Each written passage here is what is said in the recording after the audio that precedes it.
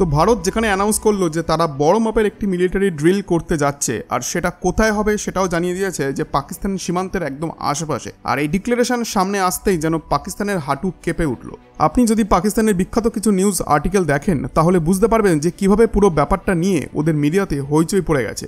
Recently পাকিস্তানের প্রধানমন্ত্রী শাহবাজ শরীফ Iran সফরে গিয়েছিলেন, আর সেখান থেকে তিনি এমন একটি স্টেটমেন্ট দিলেন যা হঠাৎ করেই খবরের শিরোনামে উঠে আসে। তিনি বললেন পাকিস্তান নাকি ভারতের সঙ্গে শান্তিপূর্ণ আলোচনায় বসতে চায়, অর্থাৎ পিস টকসে বসতে চায়। কিন্তু এখানেই তো আসল ব্যাপারটা, কারণ আগেও যখন ভারত এমন একটা মিলিটারি ড্রিলের কথা বলেছিল তখন শেষমেশ অপারেশন সিন্ধু লঞ্চ করে সবাইকে চমকে দিয়েছিল। তাই এবার ওদের ভয় হচ্ছে যে যদি আবারও এমন কোনো অপারেশন সিন্ধু চালু হয়ে যায় তাহলে কি হবে। এই কারণেই একের পর এক এমন স্টেটমেন্ট আসতে শুরু করলো যাতে গোটা বিশ্বকে দেখানো যায় যে আমরা তো শান্তি চাই, কিন্তু ভারত আমাদের ওপরে আক্রমণ চালাচ্ছে। মানে বুঝতেই পারছেন যে একেবারে সেই পুরনো ব্যাপার যে আমরা তো নিরীহ, আমাদের তো কোনো দোষ নেই, এইসব বলে গোটা বিশ্বকে বোঝানোর চেষ্টা চলছে। শাহবাজ শরীফ এখন সেই পুরনো স্ক্রিপ্টটাই বলছেন যে আমরা তো কিছুই করিনি, ভারতই দোষী। কিন্তু এখন এনারা যতই গড়গড় করে বলুক যে আমরা শান্তি চাই, কিন্তু ভেতরে ভেতরে বোঝা যায় যে তাদের মধ্যে কতটা টেনশন চলছে। গতকাল ভারত একেবারে স্পষ্ট জানিয়ে দিয়েছে যে এই মিলিটারি ড্রিল শুধু কথার কথা না, এটা বাস্তবেই হতে চলেছে। আর সেটা শুধু একটা এলাকা নয়, বরং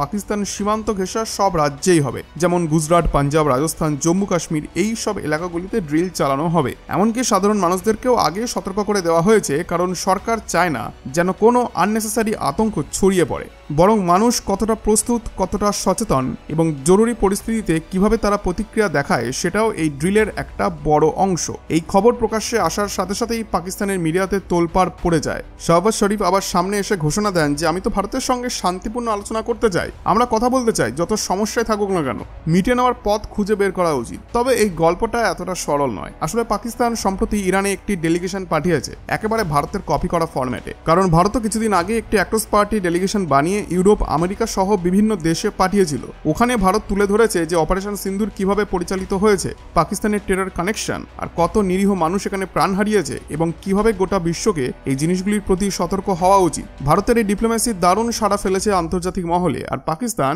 তারা ঠিক তখনই ভারতের এই কৌশল হুবহু নকল করতে শুরু করে, নিজেদের ডেলিগেশন বানিয়ে ইরান সহ নানা দেশে পাঠানো শুরু করে। কিন্তু সমস্যা হচ্ছে পাকিস্তানকে এখন আর আগের মতো সমর্থন করছে না কোনো মুসলিম বিশ্ব। তাদের আশা ছিল যে সব মুসলিম দেশ একজোট হয়ে তাদের পাশে দাঁড়াবে, কিন্তু বাস্তবতাটা একদমই ভিন্ন। আজারবাইজান আর তুর্কি ছাড়া বাকি বেশিরভাগ মুসলিম দেশ এখন পাকিস্তানের থেকে মুখ ফিরিয়ে নিচ্ছে। তাই এই পরিস্থিতিকে সামাল দিতে এবং নিজেদের পুরনো সমর্থন পুনরুদ্ধার করতে পাকিস্তান ইরানে গিয়েছিল। আর সেখান থেকে এসেছে সেই পিস টকের কথা, সেই সেম ডায়ালগ। আসলে ইরানে যাওয়ার পেছনে পাকিস্তানের একটি গভীর উদ্দেশ্য ছিল। ওরা ভেবেছিল যে ইরানে গিয়ে ভারতের বিরুদ্ধে একদম গর্জটা স্টেটমেন্ট পাবে। ওদের ধারণা ছিল যে ইরান একেবারে ভারতের বিরোধিতায় নেমে পড়বে এবং পাকিস্তানের পাশে দাঁড়াবে। কিন্তু যেটা বাস্তবতা ছিল সেটা পাকিস্তানের জন্য ডিসঅ্যাপয়েন্টিং ছিল। কারণ মনে রাখতে হবে যে ইরান আর পাকিস্তান নিজেরাও খুব একটা ভাই ভাইয়ের অবস্থায় নেই। গত বছরই এই দুই দেশ একে অপরের সীমান্তে ক্ষেপণাস্ত্র হামলা চালিয়েছিল। যখন নিজেরাই মিসাইল এক্সচেঞ্জ করে তখন ইরান আবার কিভাবে ভারতের বিরুদ্ধে সরাসরি অবস্থান নেবে। এই কারণেই ইরানের পক্ষ থেকে পাকিস্তানকে খুব ক্যালকুলেটেড ও মেপে মেপে উত্তর দেওয়া হয়। আর এই ধরনের উত্তর পাওয়ার পরেই পাকিস্তানের মুখ কালো হয়ে যায়। সাথে সাথেই ওরা টোন চেঞ্জ করে, শুরু হয়ে যায় সেই পুরনো নাটক।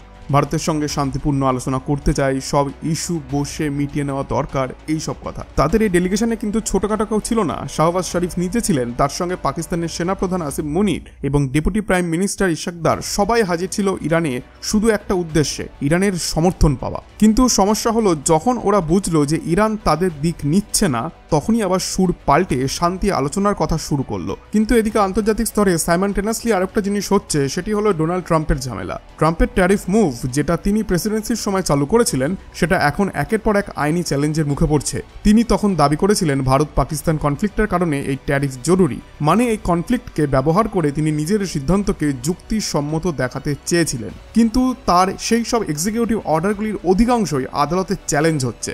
ট্রাম্প প্রশাসনের অনেকটা সময় এখন কোর্টে নিজের সিদ্ধান্তগুলির পক্ষে যুক্তি দেখাতে গিয়েই কেটে যাচ্ছে। ঘটনাটি কি হয়েছে তাহলে শুনুন। ট্রাম্প যে ট্যারিফ চালু করেছিলেন তার ওপরে এখন আমেরিকার আদালত স্টে বা স্থগিতাদেশ দিতে পারে, এমন একটি সম্ভাবনা তৈরি হয়েছে। এখন ট্রাম্প প্রশাসনের বক্তব্য ছিল এমন যে দেখুন, এই ট্যারিফের ওপর যদি স্টে বা হোল্ড দিয়ে দেন তাহলে চীন আমাদের উপর ডমিনেট করতে শুরু করবে, এমনকি ভারত পাকিস্তান কনফ্লিক্টও আবার মাথাছাড়া দিয়ে উঠতে পারে। তাদের দাবি ছিল যে এই ট্যারিফ শুধু আমেরিকার স্বার্থে নয়, গোটা বিশ্বে সংঘাত থামানোর জন্যও কাজে আসছে। এমনকি ওরা এটাও বলছে যে আমরা এই ট্যারিফ হুমকি দিয়ে চীনের ডমিনেশন ঠেকিয়েছি। ভারত পাকিস্তানের মধ্যে শুরু হওয়া যুদ্ধ আমরা থামিয়েছি, কারণ আমরা হুঁশিয়ারি দিয়েছিলাম যে ট্রেড বন্ধ করে দেবো বা প্রচুর ট্যারিফ চাপাবো। তখন আদালতে প্রশ্ন উঠল যে এই দুই বিষয়ের মধ্যে সম্পর্কটাই বা কি, মানে ট্যারিফ আর ভারত পাকিস্তানের কনফ্লিক্টের মধ্যে কি সম্পর্ক থাকতে পারে। ট্রাম্প পক্ষ থেকে যুক্তি ছিল যে আমরা ট্রেড ট্যারিফ চাপিয়ে উভয় দেশকে প্রেসারে ফেলেছিলাম, তখন তারা নিজেদের মধ্যে ঝগড়া বন্ধ করতে বাধ্য হয়েছিল। কিন্তু এই যুক্তি ভারত আগেও অনেকবার খারিজ করেছে।